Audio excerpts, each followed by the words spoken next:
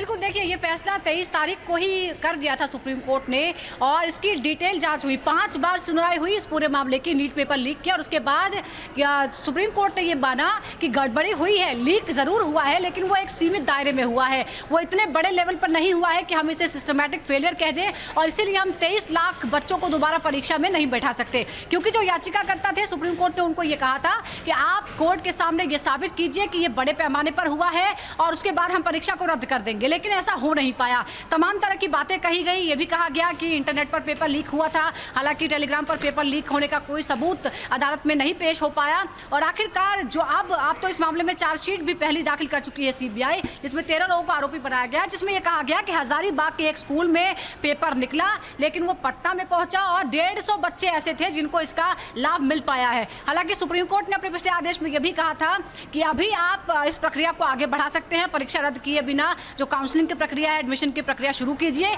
लेकिन जिस भी स्तर पर कोई भी गड़बड़ी पाई जाएगी जांच के दौरान, कोई भी आरोपी छात्र पाया जाएगा तो उसका एडमिशन खारिज हो जाएगा।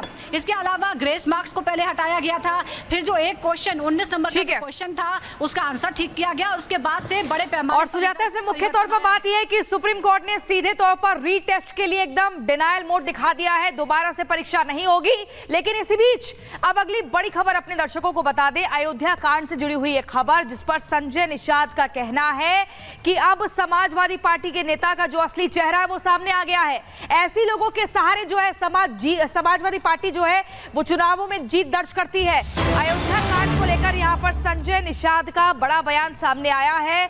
आपको बता दें, समाजवादी पार्टी का असली चरित्र सामने आ गया है, इस तरह की बात कही गई है। सपा के लोग रेप करते हैं, ऐसे लोगों के सहारे सपा जीती है। संजय निषाद ने इन बातों का जिक्र किया है अयोध्या कांड को लेकर, जहां पर आपको बता दें एक समाजवादी पार्टी का नेता जो कि 12 साल की नाबालिग लड़की का गैंगरेप करता है और उसके बाद उसकी लड़की के हाथ में 2000 रुपए थमा देता है कि जाकर डॉक्टर से बात कर लेना क्योंकि लड़की प्रेग्नेंट हो जाती है, और खुलासा होता है यही वो चेहरा है। आप देखिए मोहित खान, जिसको अब गिरफ्तार किया जा चुका है। इसी को लेकर बार बार ये कहा जा रहा है कि वो समाजवादी पार्टी के नेता जो सदन में बेबाकी से बोलते हैं, इस मुद्दे पर आखिर चुप्पी क्यों साधे हुए हैं।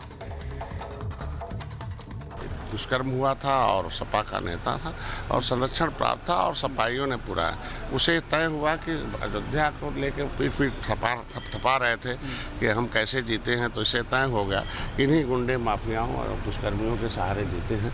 और मज़े की बात है, बहुत लंबे समय से उसके घर में चौकी भी चल रही थी, तो ऐसे पर तत्काल कार्रवाई हुई, शोधों पर कार्रवाई हुई गोमती नगर, और संरक्षण और जो अधिकारी तत्परता दिलाए उनके ऊपर भी कार्रवाई की। और मैं चाहता हूं कि इसी तरीके से जिसकी जो ड्यूटी है वो दोनों जगह पर जो अपराधी हैं वो उन्हीं की पार्टी से रिलेटेड लोग हैं, तो बयान कैसे देंगे उनका, तो अगर ऐसे लोगों के साथ नहीं रहेंगे तो आगे चुनाव।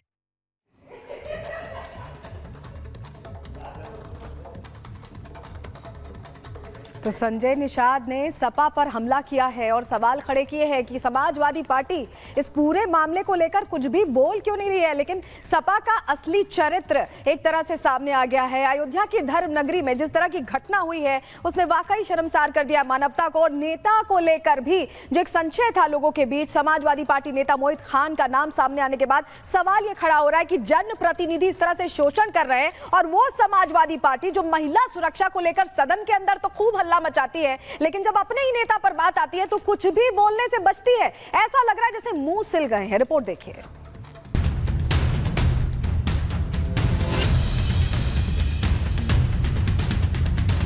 समाजवादी पार्टी के नेता सदन में प्रदेश की कानून व्यवस्था को लेकर सरकार से सवाल पूछते हैं, बुलडोजर एक्शन को लेकर सरकार पर सवाल खड़े करते हैं, लेकिन अपने नेताओं के कुकर्म पर चुप्पी साध लेते हैं।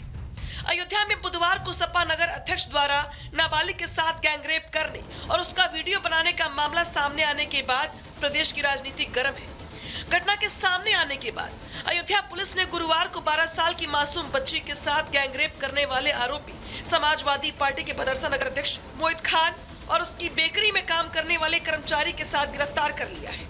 पीड़िता के परिजनों को मामले की जानकारी तब हुई जब मासूम गर्भवती हो गई। इसके बाद मासूम के परिजनों ने रिपोर्ट दर्ज करवाई। पुलिस ने मामले की गंभीरता को देखते हुए तत्काल कार्रवाई की। हैरान करने वाली बात यह है कि सपा नेता के इस घिनौनी करतूत से अयोध्या के सांसद बेखबर हैं। जब मीडिया ने उनसे इस विषय पर सवाल पूछा तो वो जवाब देने से कतराते रहे और बाद में कह दिया जानकारी नहीं है। तो वही सपा सांसद और खुद महिला होकर भी डिंपल यादव पूरी घटना से अनभिज्ञ है। जानकारी तो लेने दीजिए ना, पहले तो जानकारी लेने दीजिए ना, पहले let me know each and everything's, तभी तो आई विल एबल टू से एनी वर्ड। मुझे इस घटना के बारे में पता नहीं है, इस बात का हम संज्ञान लेंगे और जो आप कह रहे हैं, और मैं समझती हूँ उत्तर प्रदेश में लगातार महिलाओं के साथ अपराध बढ़ रहे हैं और खाली ये एक घटना नहीं है, न जाने कितनी सैकड़ों ऐसी घटनाएं हो रही हैं।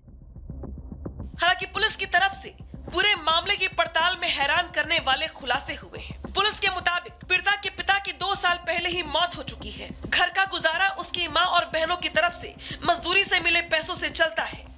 आरोप है कि 2.5 महीने पहले जब पीड़िता मजदूरी करके लौट रही थी तो मोहित खान की बेकरी में काम करने वाला राजू खान उसके पास आया और कहा कि मोहित खान तुम्हें बुला रहे हैं। जब पीड़िता वहां पहुंची तो मोहित खान ने उसके साथ रेप की वारदात को अंजाम दिया। आरोप है कि सपा नेता मोहित खान ने रेप किया और राजू ने मोबाइल से वीडियो बनाया। उसके बाद राजू ने भी अपनी हवस पूरी की। इसके बाद ये सिलसिला तो मानो आम हो गया। लगातार के दोनों पीड़िता किशोरी के साथ रेप करते रहे। नाबालिग पीड़िता के साथ मोहित खान की करतूत का वीडियो सोशल मीडिया पर अब जमकर वायरल भी हो रहा है।